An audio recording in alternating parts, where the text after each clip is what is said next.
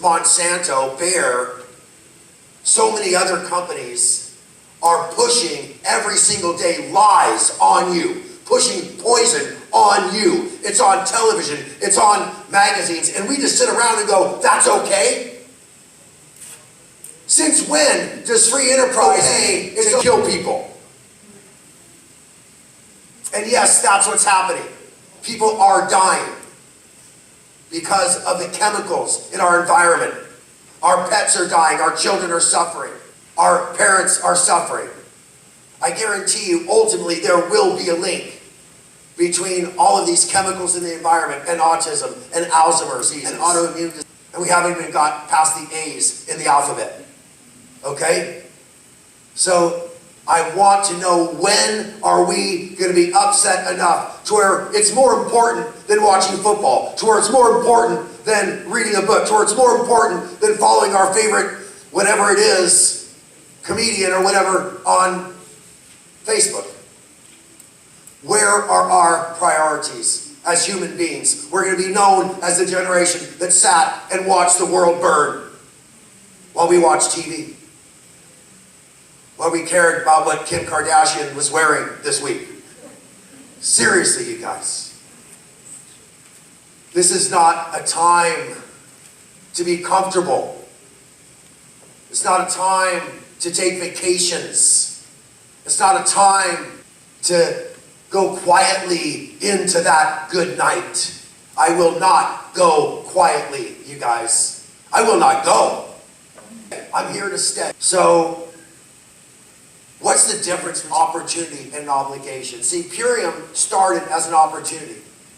It was this amazing opportunity to be part of a group of highly motivated people that wanted to educate and inform. Educate and inform that we could do better, we could lose some weight, we could control our diabetes, we could have a better future, we could have more energy, we could be less tired, we could have better looking skin, all of that joy. And that was a great opportunity because you could make money helping people have a better life, and that was awesome. And we're a green company, so we're dramatically reducing the carbon footprint necessary to consume the food that will heal us, so that felt good. And that made it feel like a great opportunity. And we kept improving the way that you could make money by helping the world, and so the opportunity kept getting better, but something crazy happened.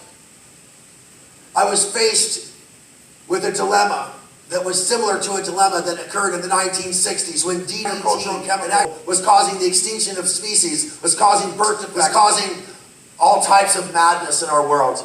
And a woman wrote a book called Silent Spring, Rachel Carson, and she brought attention to this fact, and the world rose up, and we banned DDT in the United States. And all of a sudden, all those birth defects stopped, and all that cancer stopped, and all that stuff stopped. And I thought we had learned our lesson. But all of a sudden, I hear slowly, since the 1980s, they've been reintroducing another agricultural chemical probably equal to or even more insidious than DDT. And we're doing nothing about it again. And I can't sit by and watch that happen.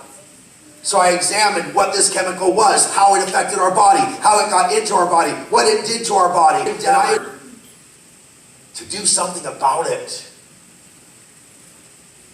And so, the way Great Creator works, the way the universe works, I sat and meditated for 2 or 3 days, and I had the information I needed to be brought to me, and within 1 week, the representatives of a Nobel Prize-winning laureate brought me an ingredient that was key, and said, we want to give this ingredient to you, because we think you know what to do with it. It was an ingredient that regrew the villi in our intestines. And I said, that's the missing link. And I meditated and I prayed. And 2 weeks later, I had come up with a formula. And I ran it by a bunch of scientists and doctors I knew. And they said, who came up with this? This is genius. I said, Great Creator. Just put it through. So we didn't trust that alone. We put double-blind clinical trial, preclinical trial, and we proved that in 6 weeks we could actually eliminate this cancer-causing toxic chemical from our body, 75%, even if we're still bringing it into our body in food.